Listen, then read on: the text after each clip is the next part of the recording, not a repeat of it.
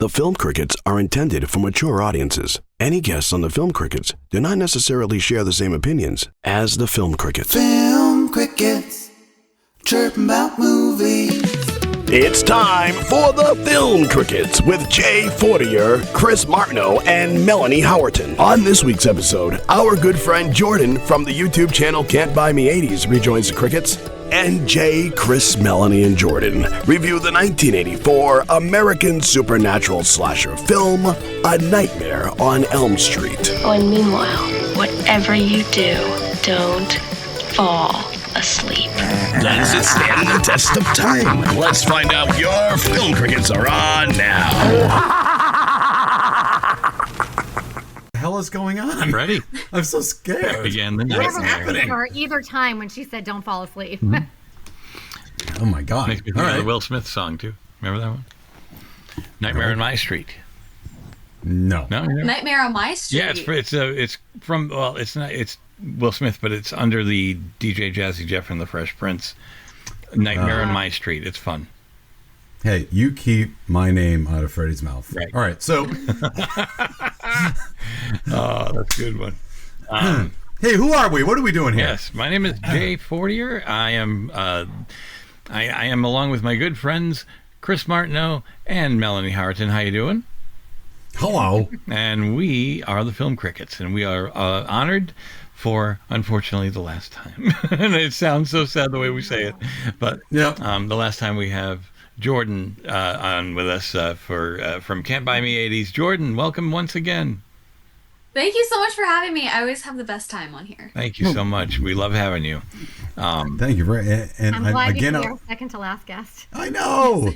She's a heavy hitter. She's an all-star. Hey I now. know. You're an all-star. Get your game on, man. So, and again, I just want to comment that she has a preternaturally large collection of actual audio cassette tapes behind her that she's Oh, back here, yes. We had those cases to put them in. Oh my god. What do you get them on eBay? Where do you get the yard sales? Where? Yeah, like at Goodwill's, they're always like 99 cents. Well, yeah, I would hope so. And you have something that Goodwill, and then cassettes normally really anywhere. I love to go to, there's this place called VHS Fest, and then Totally Rad Vintage Fest, and they had like a ton of like really cool cassettes. I also just pick them up wherever. Like there's this really nice place by where I live, and I don't tell anybody about it because the guy has like all the really good prices, and I like buy out his whole Samantha Fox collection every time. Oh my god. Well, somebody's got I'm like, it. I don't care. I'm gonna have like 5 duplicates, but I need them all. Now, and we know that you love everything 80s, which is obvious, and you have a whole show and an Instagram on the 80s stuff. But do you think? I just want to know, because some people are purists. That do you like the fact that audio tapes don't sound very good? I love it. I think it adds to like the nostalgic part, and I know it's not nostalgic for me because I didn't get to experience Well, that. whatever. But I like the graininess of it. I don't like very polished things. If Sure. I think it's too polished, I consider it like a newer type thing. But I love how I can resonate to a song. If I can hear like that staticky, I'm like, okay, this is gonna be good. There is something about vinyl that kind of does that for me, even though I do like things polished, to be honest. But when you put on a record and you hear that needle comes down, you hear the initial kind of. I do like that. Yeah, It's kind of neat. It is kind of neat. It kind of makes you feel. It's like good. going over all the dust. Yeah, yeah. So here we are, guys. We're doing a big one. We're doing Nightmare on Elm Street. Yeah, this has been hovering for years. Like it's one of those. Hey, we're gonna have to do the first Nightmare on Elm Street. Hey, we're gonna have to do, and it's like when we realized the show was ending, I was like, we're doing Nightmare on Elm Street. Yeah, that's it. So Today I was thinking about so many movies that we haven't done. I'm like, shoot, Yeah. like, oh, this was really good, or this was really good. Yeah. That we have not done. there's a lot of them out there. There's a lot of good movies out there, and then there's also Clue. So so anyhow, Everyone else here likes it. Well, Jay didn't pay attention to it. When you watched it, you weren't paying attention. You said. Me? I've seen Clue. How do you feel about Clue, Jordan? It wasn't a hit for me. It was okay. It was okay. It wasn't my kind of movie. It's the okayest comedy You have to ever. grow up with it. I grew up with it, so I always liked it, and then my kids grew up with it, so they each like it. Like we were just quoting things from it the other day. Yeah, I think I watched we're it at actually too old of an playing age, maybe. Yeah. We were No, playing it's- Clue the other day as we started quoting things from it. Oh, Clue's a great game. A movie. All right, so look, so we're watching Nightmare on Elm Street. We're at this point. We're going to go with our history on Nightmare on Elm Street, and you know, we could probably go on and on and on about this, but we really want to save it for the movie itself. So first thing I want to do is I want to ask the question: what's your history with it? Was the first time you saw it? I know some people. None of us saw it in the theater. I don't think. Right? What I was year in the was it 4th again? grade. What year? 84. Well, I was like 10, so. Chances are no. Yeah. So, but what I also want to know is, where are you in your relationship with Freddy? Have you seen all of them? Is this your favorite? What is your favorite? Like that sort of thing. And so let's start. We're going to start with our guest, Jordan. What's your history with Nightmare on Elm Street? Okay, so it's really bad. I'm like calling myself out here. Like, somebody's gonna come and arrest me at my door. When I was 10, I used to watch a ton of like movies on like pirated sites. Sure. For free. Okay. Because, you know, rated R. Like, my parents aren't gonna let me watch it or rent it. So yeah, I'd watch stuff like that. And then I got older, and I'd seen like maybe the first and the second Nightmare on Elm Street. And then I got older, and I ended up just coming across the DVDs. Okay. I think I was in high school because I would carry around my portable DVD player with me. And I picked up like a box set of all. I have it here. I don't know if it's like 8. No, I think however many movies there are. Because I got the same ones. I got the Nightmare on Elm Street, and then I also got Friday the 13th at the same time. And then I just binge watched them all through one weekend. Oh boy. If we're talking about the original Nightmare on Elm Street, I would say that is my favorite. Okay. And then going in chronologically in the way that I like is Nightmare on Elm Street Part 1, and then Part 3, Dream Warriors, because then Nancy's back in it. Yeah. And then Wes Craven's New Nightmare. That's my lineup right there. Okay. Those are your big 3. Your Murderer's Row, top 3 in the batting order. All right. Jason, talk to me. Yeah, What's your deal? I saw this on video. It's funny, I didn't yet have a VCR, but my next door neighbor Ray had one.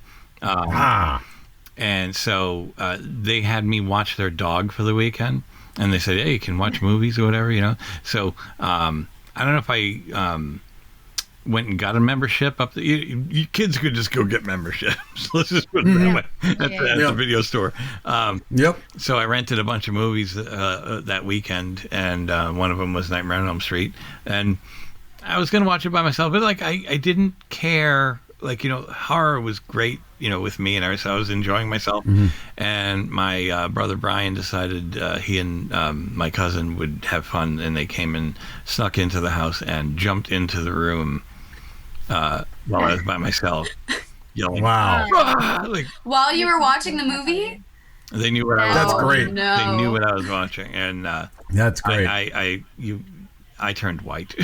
Like white. Like I was not ready for somebody to be in the house. Like, you know what I'm saying? Like I just thought it was the dog in the other room, you know, like making little noises, and all of a sudden, oh man, that was unreal. But yeah, it was a phenomenal film. What's my order? That's pretty good. I like yours, Jordan. Like, because that's 1, 3. 3 is great. It's such a fun movie. Yes. And 3 is so good. oh yeah, it is. And New Nightmare is phenomenal. Such a fun original thing. And then, you know, also Freddy versus Jason.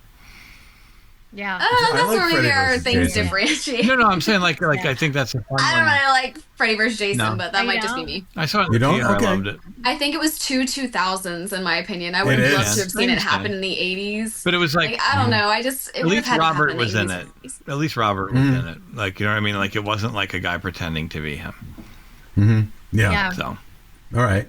Melanie. Can't remember when I saw it. I just feel like I've just always have seen it, like my whole life, so I have no idea.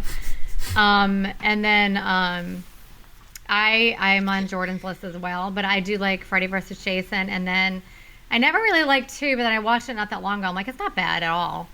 But definitely 3. 1 is definitely my favorite, and then 3 is definitely my second. 4 and 5 are favorite. odd. I can't even Oh, remember them right now. 4 and 5 are I have odd, them all on and DVD, 6 but is they weird. were never my favorite. Like Dream Child, I think is one of them. Dream Child, Yeah. Dream Oh, Master, yeah. and then there's Yeah. Freddy's Dead. Okay. Yeah. So Those I are all have kind of a all- blur. I can remember specific scenes, Yeah. kind of disgusting scenes, like the cockroach scene, the food stuffing scene, and I'm like, let's Pizza. go back to the That other was one. disgusting. Yeah. Yeah. A little too graphic. I've seen all of them. I have all of them. I own all of them. But Fridays were never like my favorite thing. I'm more like, Halloween's, and then Friday the 13th I'd watch more. The Silent Guy.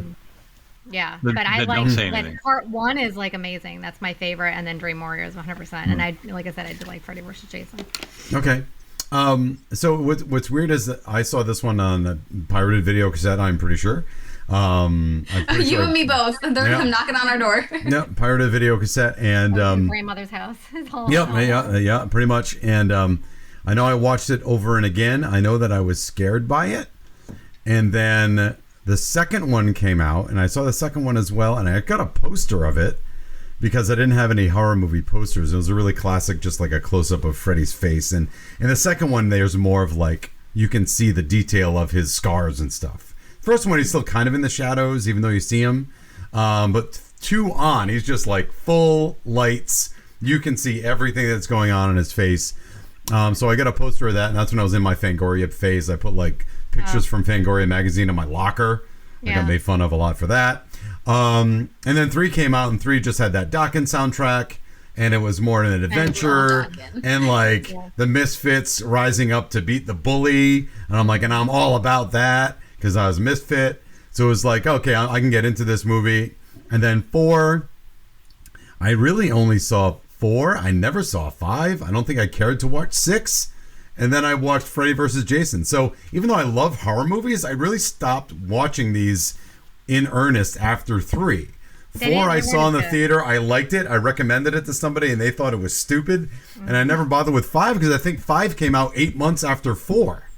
Oh, They were really just very shortly after. They were cranking them out, and I'm like, if 4 wasn't that great, I'll give 5. They were trying to do Friday 13th, and didn't like the first 5 of them come out like within the same 5 years? They're like, very close. Yeah. Like 80, 81, 82, 83, 84. Yeah. But oh, sorry. no, it's okay. So if I had to rank them 3-1, Freddy vs. Jason, because I've seen that one a couple of times, and then 2 is there and there somewhere. Anyone ever see the documentary about?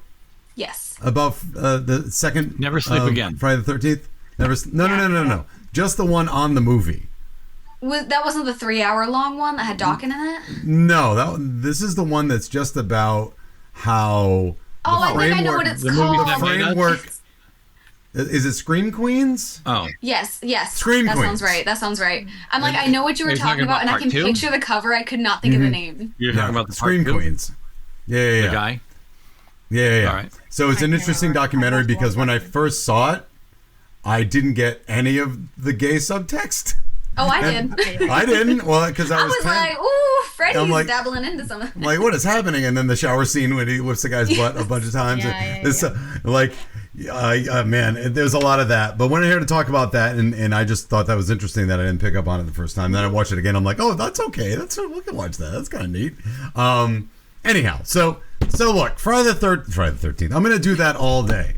I'm going to call this Friday the 13th all day. Nightmare on Elm Street is our movie for the week. So let's start talking about it. I'm going to give the old breakdown here. And we got what? Jordan What's up? was about to say something. Oh, I'm sorry. I didn't see it. I didn't remember if you guys knew, because I can't remember. I know Samantha Fox did a song for Nightmare on Elm Street. I think it was Now I Lay Me Down. I wasn't sure which movie it was from. I don't know if it was from, I don't think it was from 3. I think it could have been from 4. I didn't know if any of you guys happened to know which. I know the theme. don't think it The was theme 3. for part 4 was. Soundtrack for 3, I had it. I know part 4. The theme song was Vinnie Vincent, "Love Kills." Yeah, it was just a song that was played like in the movie, but it would have had to have been in the 80s because it was on. Yeah. We'll look it up. I'm like, I can't remember. I should know this as like Samantha's biggest fan. I'm like, I should know this, but I don't. Did you say Lita Ford or No, Samantha Samantha Fox. Samantha Fox. Okay. All right, go ahead. You want to do And the I think it's the called Now I IMDb? Lay Me Down. Yeah. Okay, so here we go. Nightmare on Elm Street came out in 1984. It's rated R, 1 hour and 31 minutes. Teenager Nancy Thompson must uncover the dark truth concealed by her parents after she and her friends become targets of a spirit of a serial killer with a bladed glove in their dreams, in which they die. If they die, it kills them in real life. Written and directed by Wes Craven, starring Heather Langenkamp, Johnny Depp, Robert Englund, John Saxon, who's been around, and anybody else of note? Lynn Shay, who's the wife of the producer. and nobody else that I can really think of. So that is Nightmare on Elm Street. So here's the thing. Is it the scariest? Melanie's got info. I have trivia on that, but I'm thinking it's his sister, not his wife. Oh, I thought you. I thought you found the info on Samantha Fox.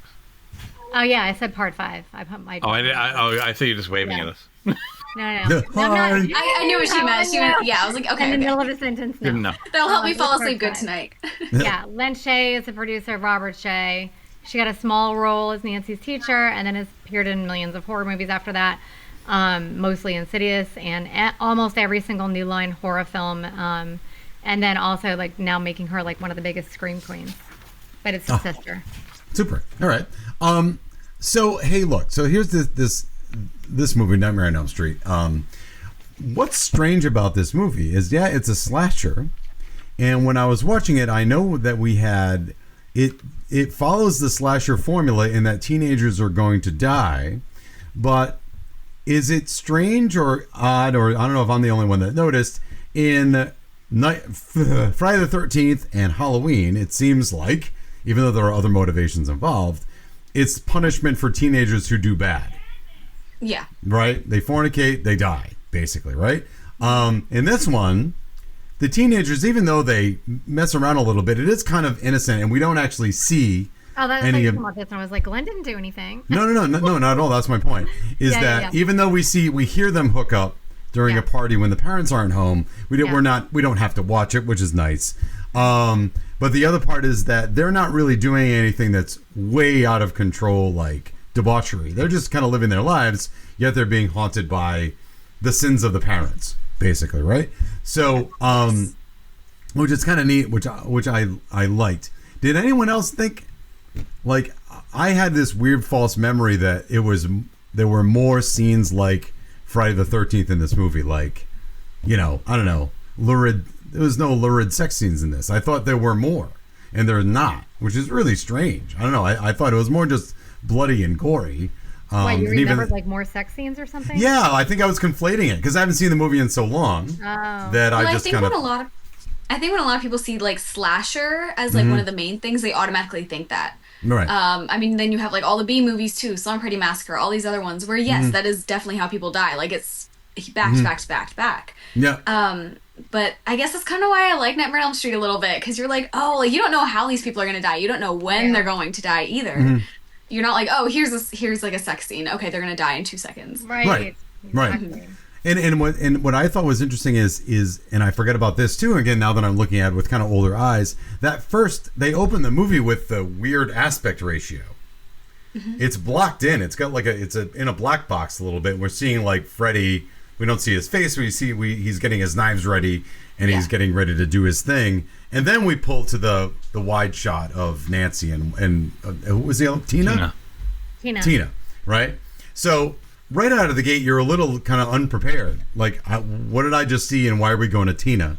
Yeah. And how many other would I like about this movie, I think, or at least the way it misdirects you is Tina seems to be set up as the main character and doesn't die first. Did she die first? Yes. She dies first. So why did we do that? I just thought that was an interesting way to kind of keep you off balance, right? We're always kind of off balance with the movie. And that maybe it was to go to show, and this is just a thing, like it goes from Freddy and then that's who he's going to kill that night. So they kind of tell you who's going to die first. Like, you see Freddy and then it goes to him, then it goes to her. I don't know, maybe something like that. That's just something that came to my mind. Well, it just seems like it sets it up that she's going to be the final girl kind of situation. She seems to be the strong one, whereas Nancy seems to be kind of the, timid one. And even though she is the one that doesn't... but she's more goody-goody, though. She is more goody-goody, no doubt about that. So I just thought that was kind of an interesting, a different way to do it. Also, another false memory I'm having in this movie... I think I was conflating Johnny Depp and Kevin Bacon. Okay. I forgot Johnny Depp is in this. Johnny Depp is in this movie a lot. I forgot about that. I thought he was like a Kevin Bacon. He shows up, he's a friend in a couple of scenes and dies. It's killed, right away. But he's in this movie a lot. How cute is Johnny Depp? and my everybody God. forgets that he's in it. Yeah. I'm like, that's the Johnny Depp I know. Y'all know him from Pirates of the Caribbean. I don't know. Right. I know him from A Nightmare on Elm Street. Yeah. He's so adorable, and I think that's why I thought he wasn't in the movie much, because everybody forgets he's in it. Wasn't But this it's his actually- first role? I think Uh, so. We were just Yeah, asking first that last movie. week. Yeah. And Yeah, because I think the director, Wes Craven's daughter, somebody picked him out. I don't know, Yes. something like Yeah, that. that's what I have in the trivia, because that's what I was trying to Oh, say okay, the okay. first No time, spoilers, no spoilers. But last time in the trivia, like, I remember reading it, and I thought that, like, for some reason, I thought he was in something else before that, because I remember, like, people knowing who he was and saying, like, how cute he was. But it wasn't Nancy and her friends that were saying it. It was Wes Craven's daughter. And she basically said that, like, if you don't pick him, I'm running away from home. Okay. Like, and Oh that's, my like, how he got gosh. his role, because they just all thought he was even though he's, freaking and by the adorable. way, I know he's a good actor, but I meant, like, even Yeah. if he sucks at acting, Yeah. Yeah, I'm well, If you leaving. don't pick him, I'm running away. It's Is- yeah, he said it's thought funny he was how, dreaming. like, by the way, if you want a little another trivia point on part 2, the guy who ended up being the lead guy beat out Brad Pitt. Really? Really? Oh, wow, really? All right. I would Wow. rather have seen Brad Pitt walking around. Me too! I No, would've... it was an unknown Give Brad me some Pitt. young Brad Pitt. I'm here for it. No, I'm just saying it was an Oh my god, I was watching I was watching an old show the other day. It was like oh my god, what was it? It was Growing Pains, and he was in it, and he was so cute. He was so young. Well, that's like There's a Leo, lot of work in it, Leo maybe. DiCaprio in whatever that show was. Growing Pains. Growing Pains, he was in that Is it too. Growing Pains? Yeah. Oh, okay. That's the one with Yeah, he what's his moved in face? there. Kirk Alan Cameron. Thicke? Yeah. All right. Jordan knows what we're talking about. Oh, okay, great. No, I know that. Well, I wasn't like being facetious. No, she knows I what we're haven't seen talking all of about. Growing Pains. I've seen a little bit though. Okay, I'm if still you- trying to finish up Family Ties. I can't get through this last season. That Who's the last Boss season's is good too. If you haven't watched Who's the Boss, and you can get Elf for free too right now. Oh yeah, I have Alf all on DVD. I watched that all you in middle do? school and Oh, high yeah. school on my portable DVD player. Hey, you know who I met from Family Ties? Who? Who? Scott Valentine. Really? Really? Nick. Where? Hey. He was at the World of Wheels in Boston back in like 86, 87. Wow. Yeah. What in the hell is the World of Wheels? It was the place. It was like at the Bayside Cheese Expo wheels, I don't Center. know. cheese wheels. It's all cheese. It was all Smelliest convention ever. right. No, it was all like like cars and shit. I don't know. But I knew somebody that like ran it kind of.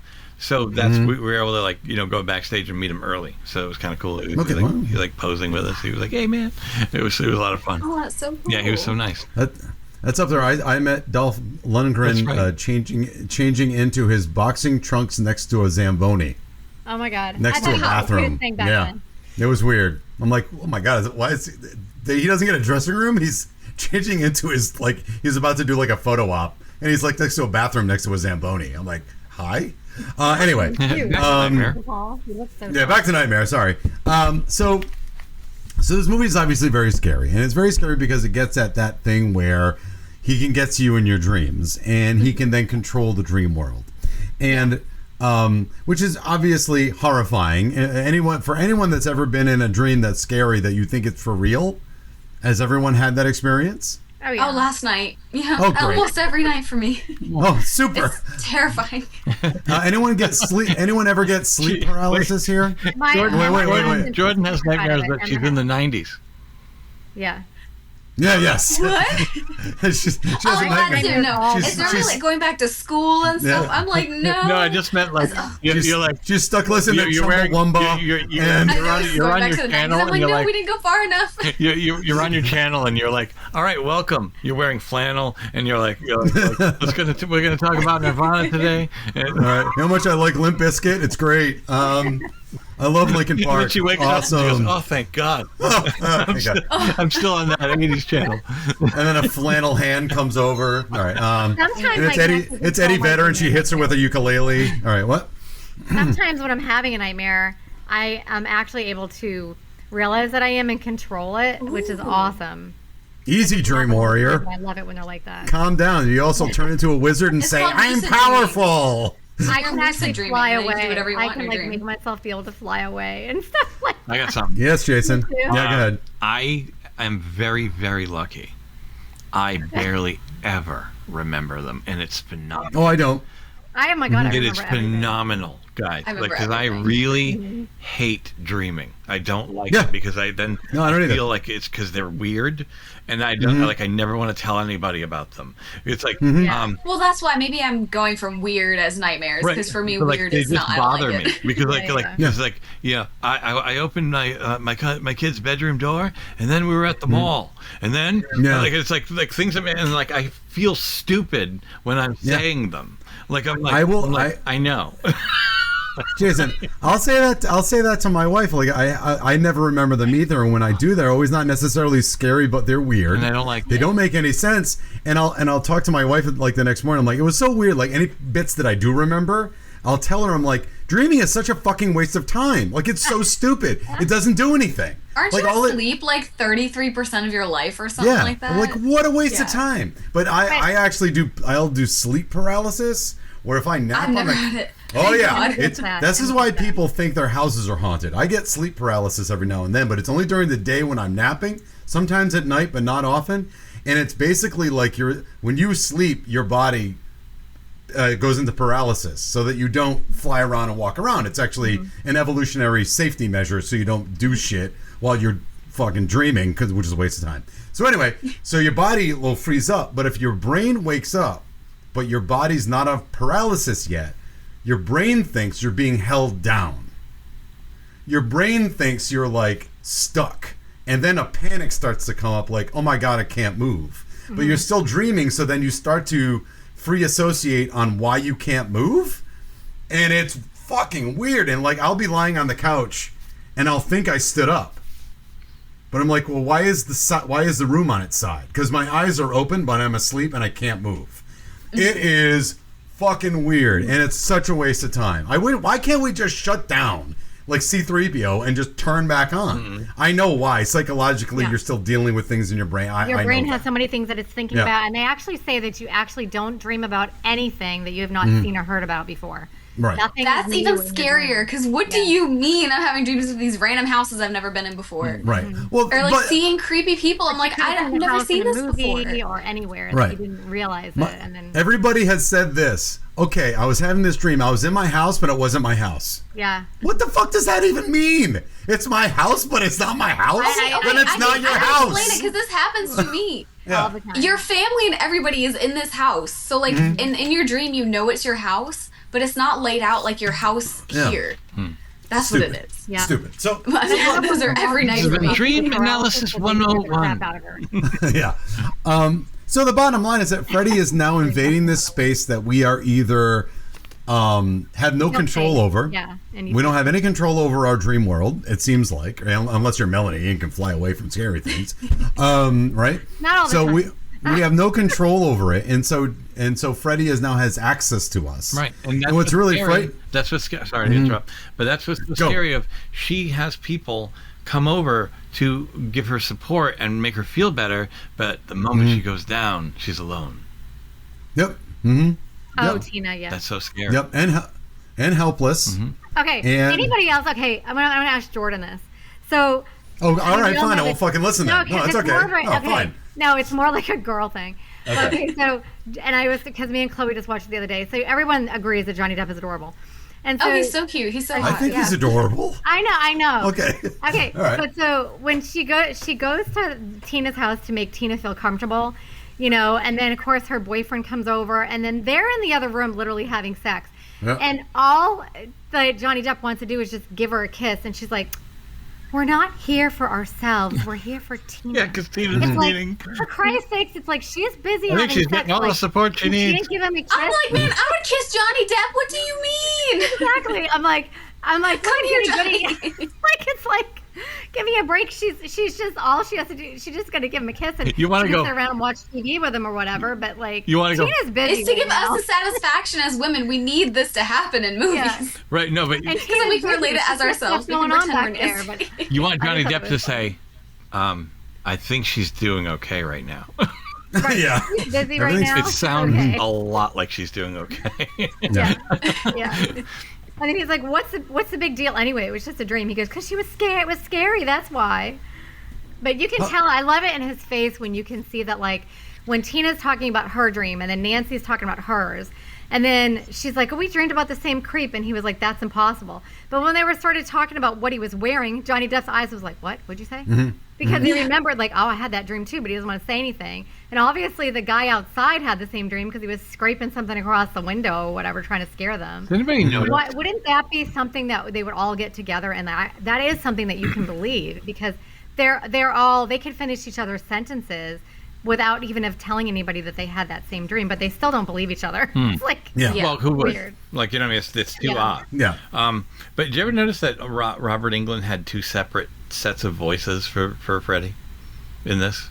Really? Well, No. I've heard him use the Freddy, like Robert sounding like voice, you know, like where he's like, Tina, come here. Nancy, And he does that thing, and then he does the gritty, I never caught that. I guess Yeah. I never caught that. you know, like, Yeah, you're right.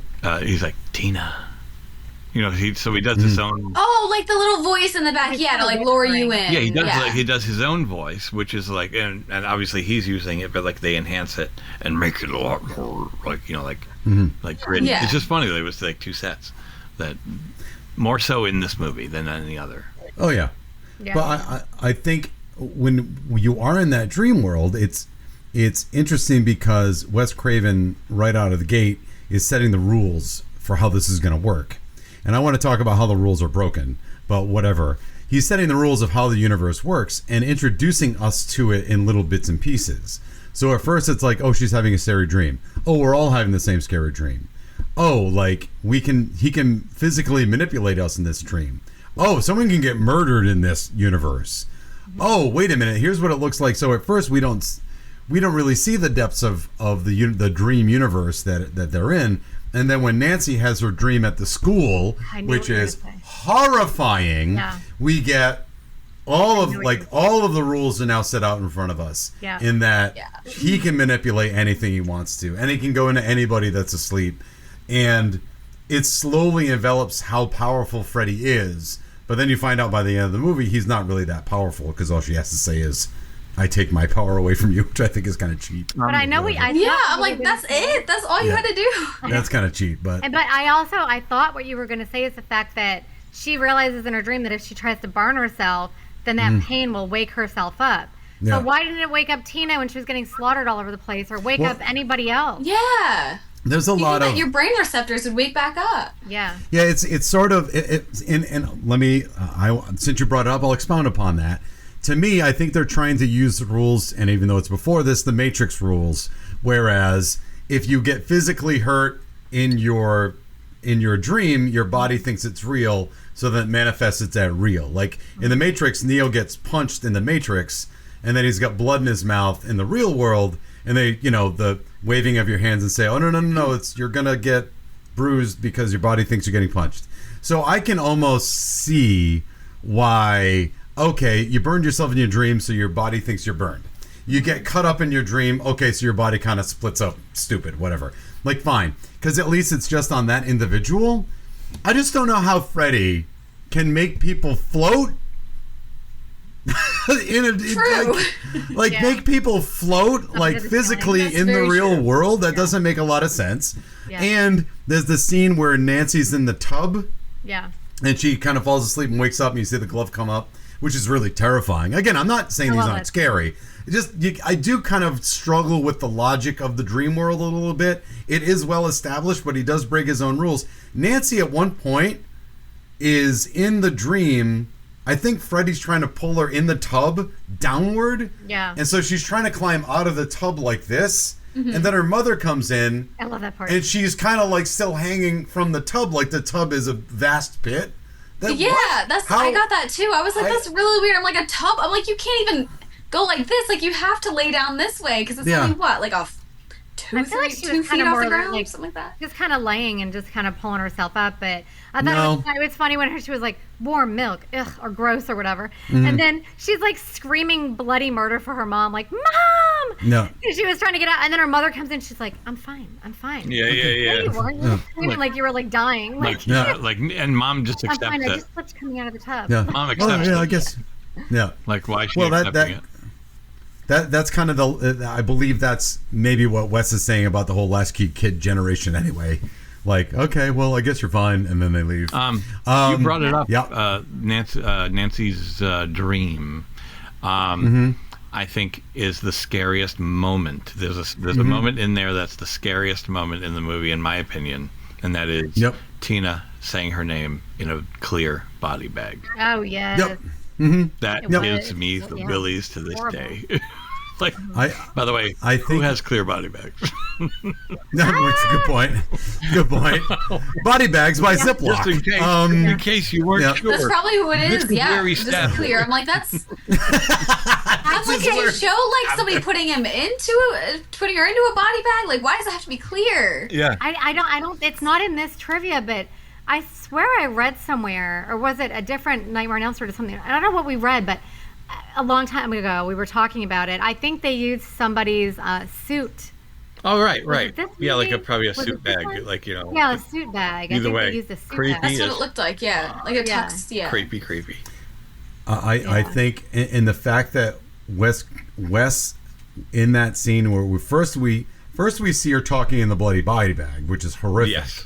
And then she looks back and she's gone, and then you see a full shot. First, it was a close-up of Tina in the body bag, and it's a full shot in the hallway of the body bag on the floor, and the feet go up. And the dragging away is bad enough, and then the one arm goes flop, and you're like, what the fuck? Because that's what a corpse would do. It would just flop. And that is magical. That is is magically framed out, and the pacing is slow enough. It takes its time for you to watch what's going on. And then Nancy freaks out, wakes up in class, and the teacher says, "You can go home. Wait, don't you need a pass?" That's my favorite. Being a teacher, like, that's the time when you don't have to give them a pass. Just go. You can just go. And by the way, if anyone stops you in the hall, just scream like you just did. It'll be fine. Go ahead. Really cool moment when the guy's doing the talk up at the front of the class. Nice little switch. When he starts talking like this. It's like, and that's when she's asleep. When it gets like darker, he's like, being all cryptic. Yeah. Well, that's it. That's a cue for us as the audience to know we're in the dream. But let's think about it. I just thought of this just now. In Jaws, the shark announces itself with the music. And the times that we're most frightened by the shark is when the shark comes up when there's no music. Yeah. So Spielberg is training us to know the music means the shark. Right. And in this movie, Wes Craven is queuing us up. We're in the dream world now because things are slowing down and acting weird. But then you kind of hear that soundtrack. Ding, ding, ding. Right. Yeah. And I'm pretty sure there are other times where we're not sure we're in the dream world and then suddenly we are. Yeah. Right? Yeah. So he sets us up to let us know and then takes that away to scare us, which is fucking great. That's good stuff. That's why this is a good horror movie. That's why Friday the 13th is fun, but it's not good. It's fun. It's good. It's not good. I mean, it's cheesy if some people are like, like you just have sex and you die. Like, we all know when it happens. Yeah. But no, you don't understand. And I can't even explain it, but Friday the 13th is so good. Yeah. I can't explain to you why. I'm not saying it's not good. I'm just saying... I just said it's not good. But it's suspenseful. I don't think it's suspenseful. I don't think it's... that's fine. We can differ. Go ahead, Jason. What is it? You got them both right there. Oh, okay. There's Jason and Freddy. And look, there's Jaws for you. Well, thank you. But I'm just... All right, so back to me, this is more... it's got a little more gravitas. It's got a little more going for it. And I think the stakes are a little bit better in terms of why these kids are being terrorized. It's not even their fault. Yeah. It's not even their fault. Yes, they are being kids and they are engaging in things that kids shouldn't be engaging in. By the way, just to put it out there, Tina was how old? 15. 15. The actor. No. The character. character. Okay, well that's different. Yeah, like 15. Well, Angel. Like if you've ever seen Angel, she's in her 20s and she's playing like a 16-year-old. Yeah. No, but I'm just saying, like, they so nonchalantly like have, which is why I'm glad we didn't see it, like engaging in sexual acts. 15. Heather Langenkamp. A little That's whatever. Really I'm not judging. I'm just saying it's a little young. Heather Langenkamp looks. She's 20, I believe. Looks like 16. Sophomores. Yeah. These are sophomores in high school dealing with all. Looks really young too. His little face. Yep. And they're always kind of looking to their parents, and to me, Tina's boyfriend was 21. I wrote this down, but I'm going to repeat the trivia anyway. But go ahead. Okay. So there's more to it. But I think what's neat is that here we have, spoiler alert, back in the day, the parents of, where are they from? Elm Street. What town are they from? Did I ever say what town? I love that they might have. They could have. I don't know. I love that there are palm trees in this movie, by the way. Yeah. There are palm trees in the movie. Anyway, it was bridge in Karate Kid or something. I know I saw that bridge in something else. New Line being Karate cheap. Kid was filmed in California. Yeah. It was filmed in LA. Yeah. New Line being cheap as they were, probably were filming where the studio, where their offices were. Yeah. So my guess would be California. Anyway, so the bottom line here is, and I don't know if Wes is going for this, I didn't know or where if it it's was supposed to be. Really, I thought you meant where it's supposed to be from. Oh yeah, I don't know. I just love those palm trees. Bottom line is this, and this is kind of what I was getting at. I was talking about with Jordan for this. Is what do you think the role of parents were in the 80s for us Gen Xers? What do you think they did for us? Oh goodness. I feel if I get it wrong, I'm gonna get like. No, I just want to know what your perspective is. There is no wrong. I feel like I'm trying to relate it to like my parents' parents. Okay, and that's a good idea. What my friends have told me about theirs. Mm-hmm. I feel like a lot of kids had more freedom back then in a way. Okay. A lot of parents were at work longer hours because obviously things were expensive. You got to fend for your kids and stuff. And kids did not. They didn't have. They didn't have phones. They didn't have laptops. So what are they going to do? They're going to go out and play in the woods in the back of the house, where parents nowadays would be like, "You're not going in the woods barefoot. You're not going in the woods alone." Period. I feel like you guys would have had a lot more freedom. I feel like parents. But then also during the time that they grew up too, I feel like you guys would have more freedoms, but at the same time your parents would still be kind of strict at the same time. But I feel like it's definitely varied by person. Well, how do we feel about that, guys? Yeah. I feel like she's right. I feel like my mom never really knew where I was all day long or anything, and I definitely was a latchkey kid. I had a key, and when I got home, I feel like you guys had more freedoms than I do. Oh yeah, but my mom was strict. I would say that I still thought she was kind of strict on some things, but I also, she did. She was a single mom and she worked all the time, so she was a physical therapist. So I literally had a ton of freedom. Yeah, I think no one really knew where I was. Not that I was doing anything bad, but they didn't know where I was, and it was just as long as I was home at a particular time, everything was going to be fine. Street lights came on. Yeah, it's true. You have to be home at this time, okay, and then everything was okay. And I think it was a matter of we didn't see them as much, but they could still be strict because eventually we had to go home, and then that's when the shit went down. It wasn't like constantly like my mom always knows where I am, so I better behave. It was I better behave because she's gonna find out when I do. That's when the shit's going down.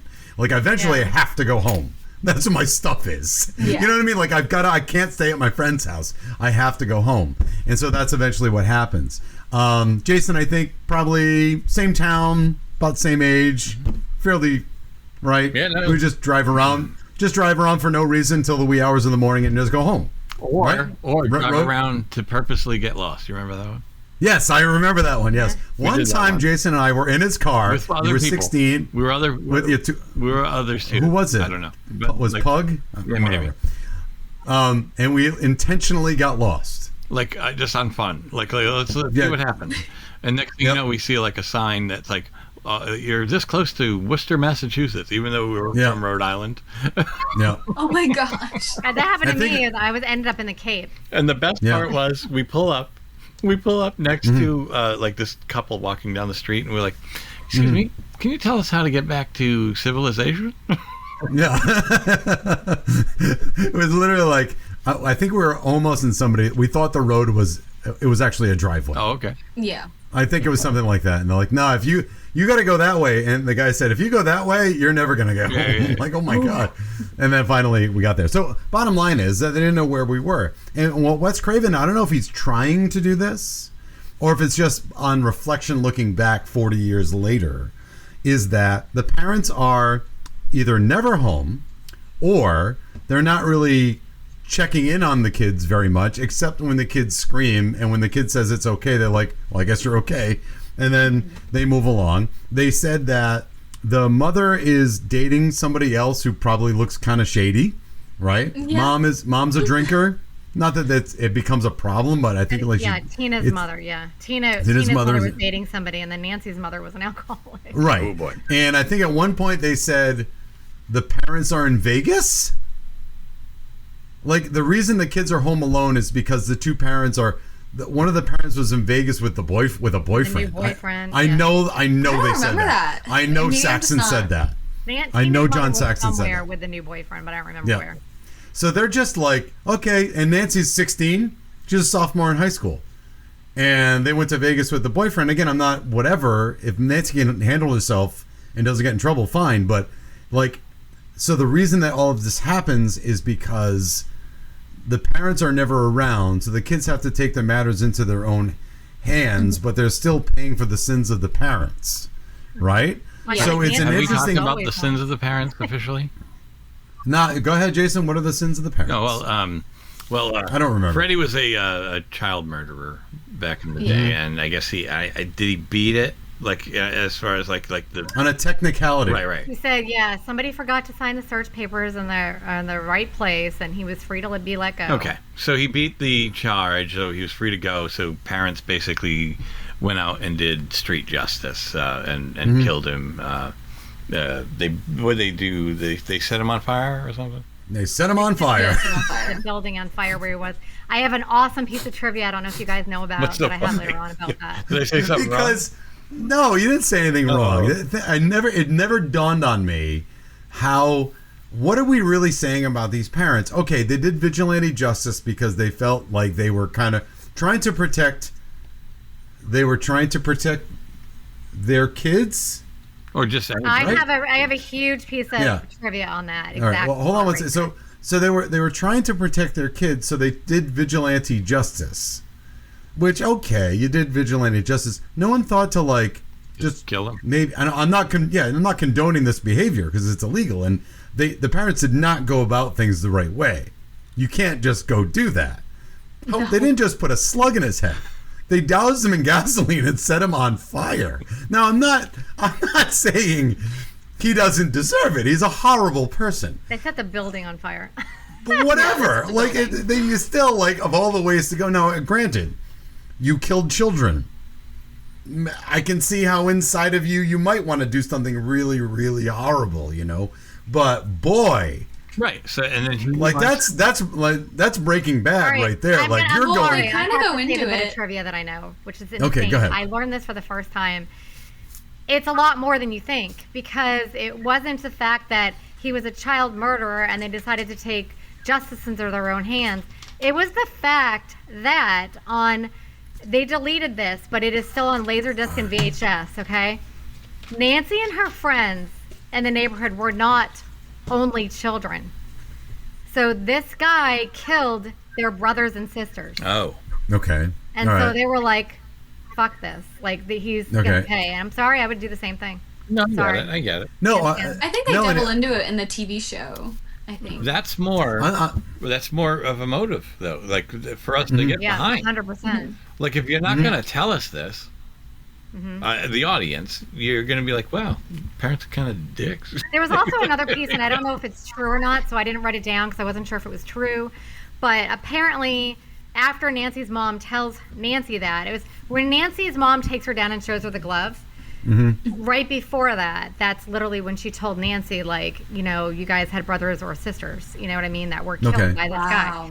But apparently there was something else, and again, I wasn't sure if this part was true, so I didn't write it down, but another thing that she mentioned was they set the thing on fire, but he didn't die right away. He came out of the building on fire, and I guess it was Nancy's mother that had shot him or something.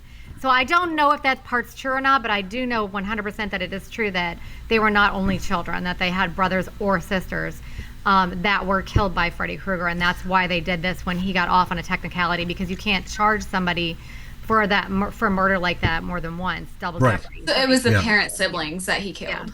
Yeah. Okay, that makes sense. Not the parent siblings, Nancy's or Glenn or them. These people were not only children. Glenn wasn't an only child. Nancy wasn't an only child. These kids had brothers or sisters. That so they all had kids like 15, 16 years later? No, they had other kids that were, who knows how old they were, but they were killed by this guy. I think maybe that's why. I feel like your siblings would remember that. I don't remember Nancy ever talking about having a sibling. Unless it was really they were all babies. It could have been a baby, yeah. I think that's maybe why you cut it out of the movie, because the math isn't really mathing on that. Yeah, the math isn't. That's what I'm like. 16 years after, I'm like, that would make their parents a lot. Yeah. Melanie, I agree with you, and that's what makes it interesting, is that it does delve into something that we would probably in our darkest moments consider, because we're human. I'm just saying, like, it's kind of silly that you go from 0 to 100. Most people would just, like, you're not gonna. All right, here's what we're gonna do. Like, we're not gonna shoot him. We're not gonna shoot him. No, we're gonna grab a rusty chainsaw, and then we're gonna tie him down, and then we're gonna use a rusty chainsaw and make sure that he feels every moment of it. Like, you know what I mean? They were probably chasing well him down thought while out, he ran into the building, so they set it on fire so he couldn't escape. Right, no, but it's he knew he was going to do it again. I know. Yeah. He just Chris's point is that it's very elaborate. Like it is. It's just like over the top, you know. Yeah, but see, they were probably chasing him down to kill him, and he ran into the building. So they probably said, "Well, let's just set it on fire."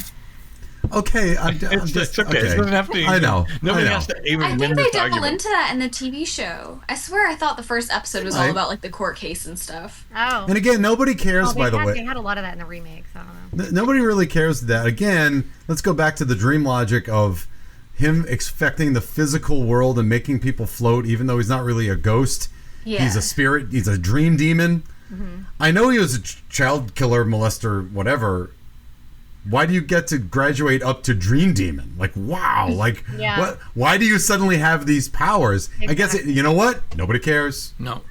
I mean, as an audience member. And also, like, I never thought too hard about that. Also, it still freaked me out. Yeah, brought back to life with fear and memories. And also the idea of the ultimate revenge would be to kill someone's children.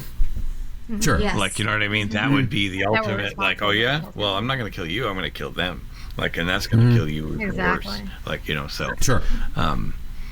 So that, like, that's the scariest part. Like, you know, like. Has anybody ever had to stay, not because you're afraid of going to sleep, but have you ever had to stay awake and tried to do it artificially with like a lot of coffee and no-dos? Has anyone ever tried that? It doesn't work. I was supposed to say it can't work. I'm like, I'm so tired at night. I probably could pull a one all-nighter. Maybe that's it. Not that I tried to, but I think I was like, when I was young, I went on a long road trip and I had to do it overnight. And I'm like, well, I got to stay awake. So I like just drank a bunch of coffee and like, I think I grabbed, like back in the day, you get no-dos, which is just concentrated coffee. I remember the no-dos. Yeah. I did that once on a road trip. But after a while, your body just shuts down. It's going to take over. It's going to eventually go, no. I'm all set. I'm sorry about this. 7 days? Like, I don't think so. Yeah, I was like, how is that possible? No. Even if I have like pneumonia, when I have pneumonia and I'm coughing all night and like it's just keeping me up, eventually you pass out. Yeah. And then you wake up a half an hour later because you cough. But you're still gonna pass out. So it's just tough. But you know what? So doesn't matter. Doesn't matter. Didn't care about it. So let's just kind of we'll talk about the end. And I think Jordan and I talked about it really briefly. It really is it's a cop out. Yeah. The ending's just out of nowhere. The ending is not. I was like, okay. I know it's before CGI too, but I was just like, that wasn't the best way to go out for a movie. I've seen better ones. Now, the only other movie that does, I'm actually in charge, you're not, and I take my power away from you by removing the fear, is Labyrinth. It's the end of Labyrinth when I forget her name, Jennifer Connelly says to Bowie, the reason that you're after me is because I'm more powerful and I take all that power back, and then Bowie disappears, right? but at least you had a whole Kind of movie. like you don't know how to like find a good ending almost. Yeah, like you had a whole movie to set up that moment where, oh wait a minute, Bowie doesn't have any control over you. Yeah. But really, Freddy has all the control. Yeah, I mean, we see him come back for how many more movies? Yeah. Six or seven of them. So Apparently there was a granted, different ending though. yeah. I mean, and I'm not even talking about It was that a happy tack on at the end where they suck mom through the door. Oh, that's what I was talking about with I wanted to CGI. talk I'm like, about that was that. kind of a cop out. I was like, I didn't like that ending. No, I'm just talking I know about the scene like you're talking about. I win because I take my power away from you, and he disappears in a puff of stars. What the fuck is that? Not that I needed something awesome and violent. It was just like, what? And then the final end, which I know was a suggestion, wasn't Wes Craven's idea. Didn't somebody say you should do this, or am I wrong? I don't know. I just know it's supposed to be a happy ending. All right, so I don't know. That's lame, and it wasn't. It's basically someone had an inflatable mom doll that they sucked through a window. It looks like it. It looks bad, and it kind of lends on a laugh. That bed part, though. You know how you talked about like that part when like the mom was sucked into the bed, kind of. Yeah. Not the window, but the bed, like where she turns her back on him. Yeah. Okay, so she's screaming, and and me and Chloe thought this was so weird. So she's screaming and screaming. Her dad comes up, and he literally he sees Freddy Krueger, so now he finally believes that there is this Freddy on top of the mother on fire, and then he puts a blanket over her to try to like put the fire out, and then when he lifts the blanket up, Freddy's gone. And the mother is this weird little skeleton corpse looking thing that's sinking into the bed. And then the bed's just made and it's all normal and everything's fine. And then he's all like, what the hell? And she's like, yeah, I need a moment. Will you leave me alone? And he's like, sure. And he just leaves. You're not going to leave your kid in a room alone after you just saw a Freddy Krueger type person on fire. So now you know that this is something somehow real in some freaking weird way, and then it's like she pulled him out of her dream like she did with the hat. Exactly. So he sees the guy, and then he sees the mother was killed, and he's like, sure. Didn't she like get stuck into like a bed that was loaded with like fog? Yes. Yeah. Yes. But like he's seen all of this, and he's just gonna like almost be like, yeah, okay, well if you need me, I'll just be downstairs. Just let me know if you need. You know what I mean? Yeah. She's like, I need a moment or whatever. Like, okay, no problem. You're not going to leave your kid in that room after you just saw what just happened. I thought that was weird. The tongue. No. And then, the tongue with the freaking telephone. Yeah. I'm your boyfriend now. Apparently she wanted to keep that phone in person. Like people keep making remakes of it, but they go for like hundreds of dollars, and I can never get my hands on them. She wanted But people will remake them, and they're really cool. I definitely want to invest in them. That would be a cute thing to have. And then the other thing I thought I didn't like was when well, they're expensive because they have to hand make them with like a vintage phone. Yeah. Oh, for God's sakes! All right. It would just be cool to have. I guess. Sure. Totally, it totally would. It would look so cute in there. The other part that I hated was when she goes to see the guy in jail that everyone's accusing of killing Tina, her boyfriend, and he's like literally pouring his heart out, telling her like, "This is what happened. I didn't do it. You could kind of see cuts happening, but no one was in the room, nobody was there or whatever." And then so as he's talking, her eyes get all big because now she believes him and she knows like what she's talking about because he said 5 of them or whatever, like, you know what I mean? Like, and so she's like, oh my God. And so instead of just saying, I believe you, I know what you're talking about, I've had this dream with this guy in it, you know what I mean? Like, she just kind of looks at him like all scared, and she starts walking away. He's like, you don't believe me either, do you? She's like, no, I do. It's almost kind of like, I'm sure, yeah, you're not crazy, sure. Mm-hmm. And then she just kind of leaves, and he looks so sad, and he's depressed, thinking that, like, no one believes me, I'm going to go to jail for the rest of my life type of thing. Mm-hmm. She could have at least said to him, like, I 100% believe you, especially with what you just said, because I know you're telling the truth because of whatever. I just kind of felt bad for him when she left, and then he never even knew that she went back later on to try to save him. I don't know, I just thought that part was kind of sad. Well, it doesn't, yeah. I don't know, narratively it's tied together real well at times, but hey, it's okay. It's like there's so many holes in the movie. There's so many logic holes and like the way that people react to situations, and I don't think anybody cares about them. Like you can pull them out of other movies where there's logic holes and plot holes and people aren't behaving the way normal humans would in this particular situation, but I don't think anybody cares on this one because this is scary. It's scary. Whereas the other movies are so goofy. Well, in a good way. It evolved into like stand-up comedy. Yeah. Yeah, and it's like, well, then it's not. It's just fun and not scary. Yeah. And I don't care. The other ones weren't as good to me, honestly. Yeah. No, I'm with you. The other Nightmare on Elm Streets. Yeah. Yeah. Yeah, the first is definitely the best one for me. Yep. 100%. But the ultimate line in all the Three's films, my second favorite. Everybody loves 3. Everybody. the ultimate line in all the films is "Welcome to prime time, bitch." Yeah. Yeah. Yeah. That everyone loves that scene. That's a good one. That's a good one. Jennifer, Cool. it's your big break in TV. TV. Oh, it's so good. Shall we trivia? Yes. Okay. Hold on. It's a lot. Sorry, but it's. I mean, we had 2 movies left, and there was a lot on this one, so whatever. Okay. It's time for TMI with Melanie. Listen to this. I am in the bathroom right before the movie starts. And I'm in the stall, and there's no toilet paper. Mine are at home in a display case above my bed. TMI, my friends. It's just TMI? Too much information. Don't go there, but that's lame. Now, here's Melanie with your timeless movie info. Melanie, keep us awake with your trivia. Hopefully, I can. Big breath and go. No pressure. The budget was only $1.1 million. It grossed $57.1. The film, they only had $57,000 reserved for special effects, but the movie made its entire budget back in its opening weekend. New Line Cinema was saved from bankruptcy by the success of this film, and was jokingly nicknamed the house that Freddy built. Wes Craven first came up with the basic idea for the movie from a series of articles in the Los Angeles Times over a 3-week period. It was about a group of Southeast Asian refugees, several of whom who died from horrific nightmares. The group had come to the U.S. to escape the murderous reign of Pol Pot. I don't know if I'm saying that right. Yep. And within a year of arriving, 3 men had all died in very similar situations. Otherwise, a young, otherwise healthy man would have a nightmare, and then he would refuse to sleep for as long as he could. When he finally fell asleep from exhaustion, he woke up screaming and then just died.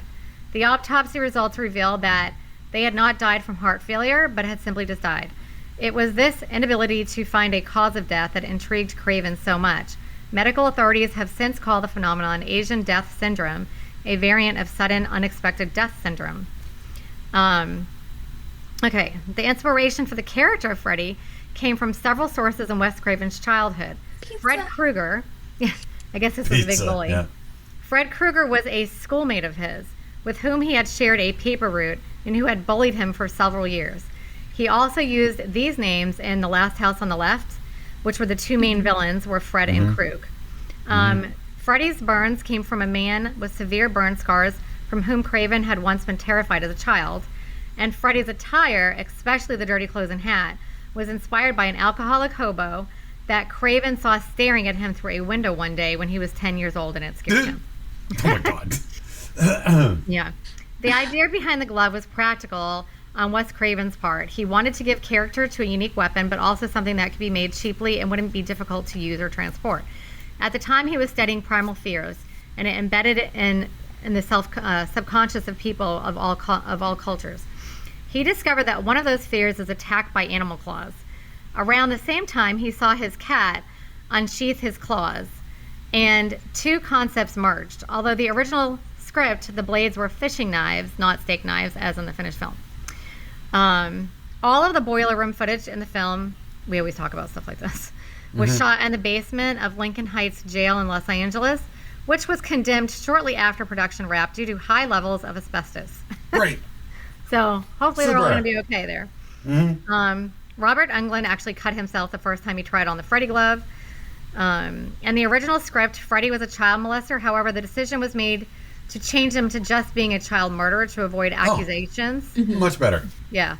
Of exploiting a series of child molestations in California around the same time as production. But he was rewritten as a child molester in the 2010 remake. The scene where Freddy's arms elongate were achieved by having men with fishing poles on each side of an alley and operating a set of puppet arms attached to Robert Englund. Couldn't tell. Not a great effect. Not a great effect. I know. It looked really weird. It looked like he it's not 3 great. feet tall. He looked so weird. Yeah.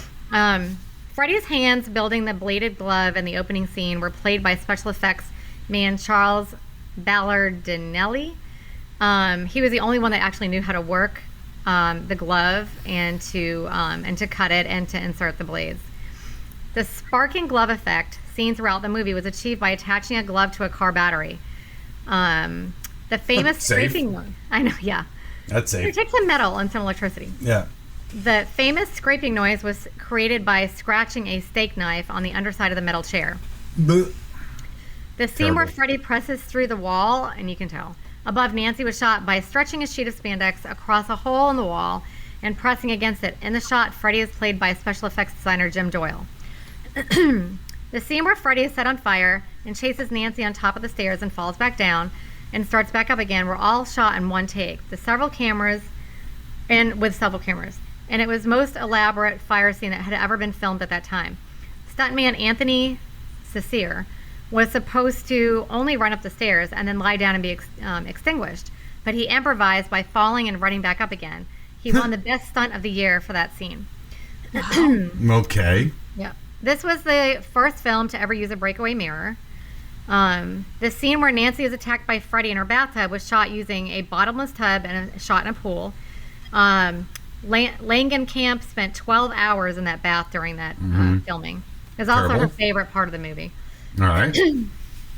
Special effects makeup artist David V. Miller based Freddy's disfigurement on photographs of burn victims that he saw at UCLA Medical Center. For one of the main reasons Johnny Depp was chosen, we talked about that. I couldn't find it. I was going to cross it off my trivia, and I literally couldn't find it. Was because of the his daughter and all that. Amanda Wise, Tina, was handing out candy at her mom's house on Halloween following the film's release, and was surprised to see so many trick-or-treaters dressed as Freddy. She eventually told one of them that she played Tina in the movie, but he did not believe her. Awesome. Yeah. It would take about 3 hours to get Robert Englund into his Freddy makeup. Englund said that in his mind, he created a backstory for Freddy. It was based on something from his own childhood. On Valentine's Day, when Englund was in school, everyone was in class and they were making Valentine's cards for each other, but there was one boy who received no cards from anyone. No. Isn't that sad? That's horrible. Englund theorized that this boy grew up to become Freddy. No. Oh my gosh. Wow. Yeah. That's yeah. accusation. Yeah, I know, right? And I wonder how that kid feels being the bully, knowing that he actually used his real name for all these things, right? Because he was such, Well, was his last name Kruger too? Yeah. They didn't just use his first name. Wow. Kruger, yeah. And then he used it in 2 movies, which is crazy. Okay. Let's see. Oh, Robert Englund supposedly said that he based his Freddy Krueger on serial killers, Ted Bundy and Dennis Rader, the BTK killer. Bundy on the way he stalked his victims, and Rader on the way he tortured them. The words Elm Street are not you gotta strive to be something. I know. Right. Jesus Christ. All right. I know. The words Elm Street are not spoken in this movie at all. Tina's name is mentioned 39 times throughout the course of this film. Freddy Krueger has less than 7 minutes of screen time altogether. Mm-hmm. Yeah. Isn't that crazy? Mm-hmm. I just kind of was like, really? I felt like he was in it all the time. But yeah. The little girl skipping rope was the daughter of the couples whose home was used as Tina's house. Fun. According to Heather Landenkamp, the melting staircase scene was shot using pancake mix. Wes Craven, however, said no, it was made out of oatmeal and glue. But on the fast track on the DVD, it does indeed say Bisquick pancake mix. Heather Langenkamp also added that the mushroom soup mix was added to one of the ingredients of the staircase mixture. This is the last page. And there's not much on it. After Freddy Krueger killed Glenn by pulling him into the bed, Glenn, covered completely in blood, was supposed to rise from the bed and land lifelessly. But that part of the scene was cut out. The scene can be seen in a DVD and Blu-ray editions of the film on YouTube. Fans who have seen it say that it is extremely creepy. Ooh, I'll have to see that then. I know, right? That sounds like that should have been how it ended. I don't know why they cut that out. Yeah, instead you had Old Faithful. Yeah. Oh, it was just freaking red, like blood. Oh my god, no one's gonna have that much blood. Nobody. Oh my god, it was like a water. It's Evil Dead 2-esque. Yeah, that was way too much. Crazy. Well, I'll say this part now. over 500 gallons of fake blood were used during filming. I bet you half of them, or more than half of them, were filmed during that one part right there. Yeah. 500 gallons. Oh, I know why he got killed, because he was about to watch Miss Nude America. Yeah. That's right. You're right. That's right. He didn't care. He didn't care what she was going to say. He's like, yeah. How are you going to hear what they say? I don't think it matters. In fact, I love being so comfortable with your mom that you're gonna it's okay. I'm just gonna watch a bunch of naked ladies. How's mom reacting? But go ahead. Okay. Nancy looks in the mirror and says, "My God, I look 20 years old." Heather Langenkamp, am I saying that right? Langenkamp, yeah. Langenkamp was in fact 20 years old at the time of the film's release. Most of the teen actors are actually in their 20s. Amanda Weiss and Johnny Depp are both in their 20s at this point. Jesus Garcia, which was Tina's boyfriend, was 21, not 16 years old like his character is supposed to be. Hollywood has a long history of using young adults to play high school kids, both because they don't need work permits and they don't have to worry about leaving, having tutors on the set, and they have or having shorter hours. But it's also because people in their 20s tend to be more physically attractive than high school kids, and can be more easily attain that matinee idol look that audiences and studios love. The line about looking 20 is obviously meant to be ironic. Amanda Weiss wasn't too keen on having real insects crawling around her. I wouldn't either. Yeah, fair enough. I remember watching one of the documentaries she was talking about this. I also remember her saying that her being thrown around that room constantly and everything, she just felt like her body was completely beat up. So it was like super hard for her physically and her mind, all that. Let's see. There is a ton of special effects information about the rotating room that Tina and Glenn was in. It was there's so much good stuff about it, but it was just way too long for me to write down. So if anybody wants to see it, it's on IMDb. In Japan, the movie was renamed Evil in Elm Street. The film and franchises are ranked at number 19 as one of the most successful horror film franchises and film series with over 545 million worldwide, included among the 1001 movies that you must see before you die. That's it. Boom. It's that high up, number 19? Yeah. I thought it would be like top 5. I guess not. Oh. Well, film franchises, not horror. Yeah, film franchises. That's why I'm like, wow. I would say there's probably 18 in front of it, at least at this point. But cool. Hey. Oh, I have. Shall we see if what you got? You asked the question earlier. The town is Springwood. It's by a fictional town. Yeah. Springwood, Ohio. Ohio with the palm trees. Yes. Sure. That makes a lot of sense. That's like Halloween. You can see palm trees in the background. Yeah. Okay. So I just wanted to All right. that. All right.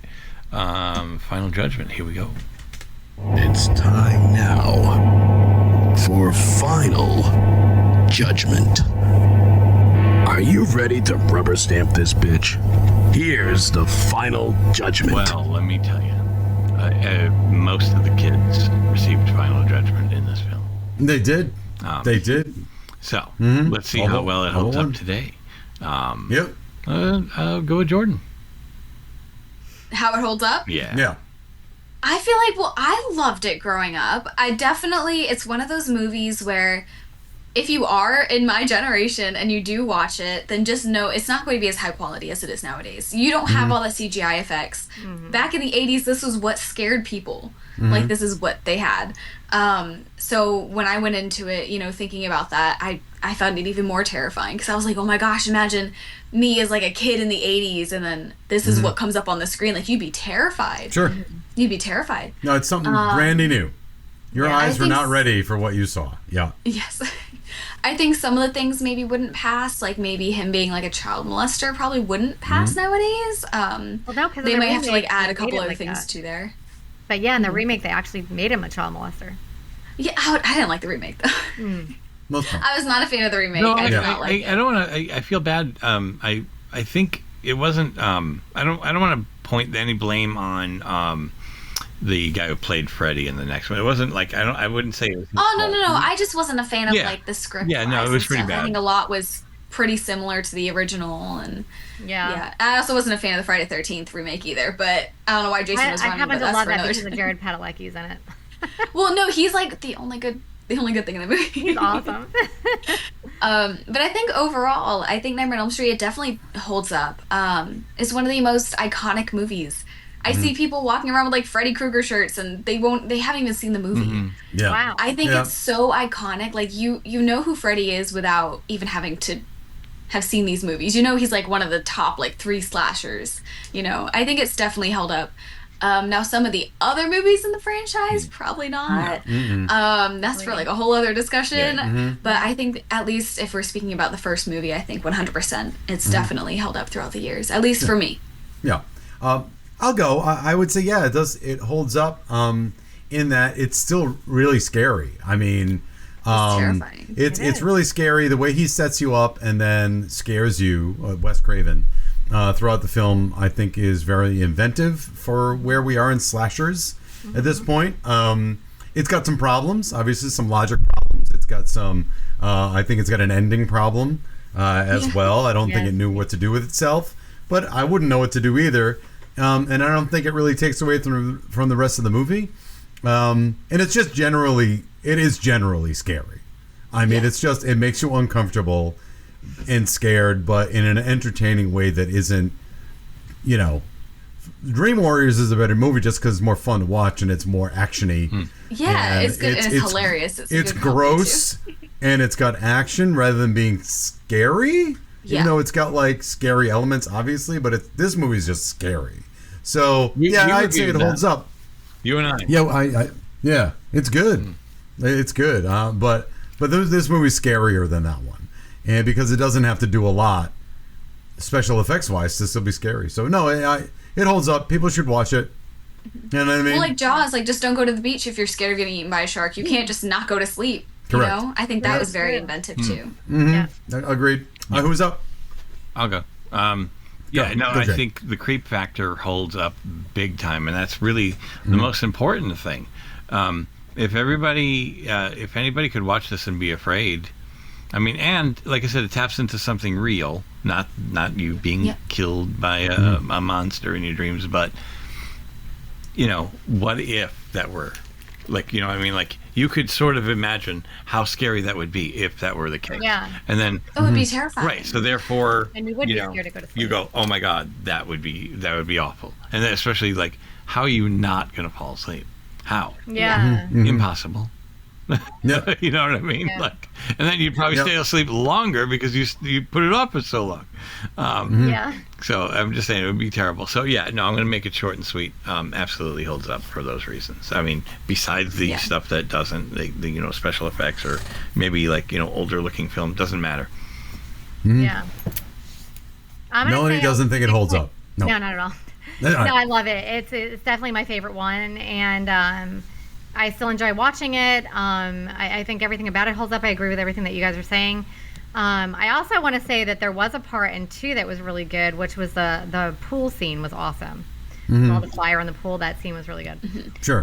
But yeah, this is definitely the best one of all of them, and I love it. So yeah, definitely. I think it's weird that it's still scary compared to everything that is out now, the Conjurings and all those kind of things. That it still holds up that way, but it does. So yeah, I prefer Nightmare over The Conjuring. I do. Maybe that's just me though. Yeah. No, look, The Conjuring's kind of slow until it gets really scary. Well, I mean, spirits is not really my type of thing. I do like humans. I think humans like freak me out. That's too. my worst I'm a big fan of humans. Me and humans, we go way back. Me and humans, we go way back. At least 50 years. Yeah. Cool. Well, that was our coverage of A Nightmare on Elm Street. And Jordan, thank you so much for all the times you've joined us, not just today. Thank you so much for having me. I love being on this show. Yeah. You know, sorry that it's ending, but you know, I listen every time you've joined us. It's been a joy. And you know, it's funny, like at first, like, you know, I discovered you on Instagram, and that's where I reached out in the first place. And it's one of those, like, at first, before you meet somebody, you're like, oh, I hope that she doesn't find us weird because we're so much older than she is. Oh, I think that all the time about people I meet. I'm like, oh, I hope they don't think I'm like too crazy. You know, like, no, but it's like, you know, there's a big age gap. So like, I was like, I wonder if she feels like, why are these like older people? I resonate with a a lot of Gen X more than I do with Gen Z. No, but it's been a very comfortable fit. You've always felt like, you know, like, thank you. Yeah, it's been great. So every episode has been a blast. We were laughing a lot. I've had a great time. I love it. I love talking about movies that I like, movies that other people haven't seen. Yeah. I love it. Excellent. Excellent. Well, and, thank you so much. Yeah. Thank you. And we'll keep following you for sure. I follow you. Yeah. I know Jay follows you. Yeah. Yeah, we'll keep in touch for sure. Yeah, definitely. And no, so this is I'd like to also thank Steve Lavoie for our vocal imaging and Draco and the Malfoys for our theme music. And well, until next time, movies may not age like fine wine, but we drink it anyway. Bye.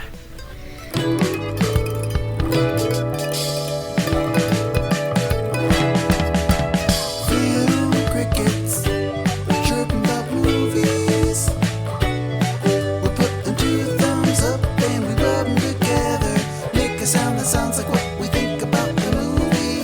Film crickets, chirping about movie crickets, chirping about, chirping about, chirping about, chirping, chirping, chirping about film crickets, chirping about movies.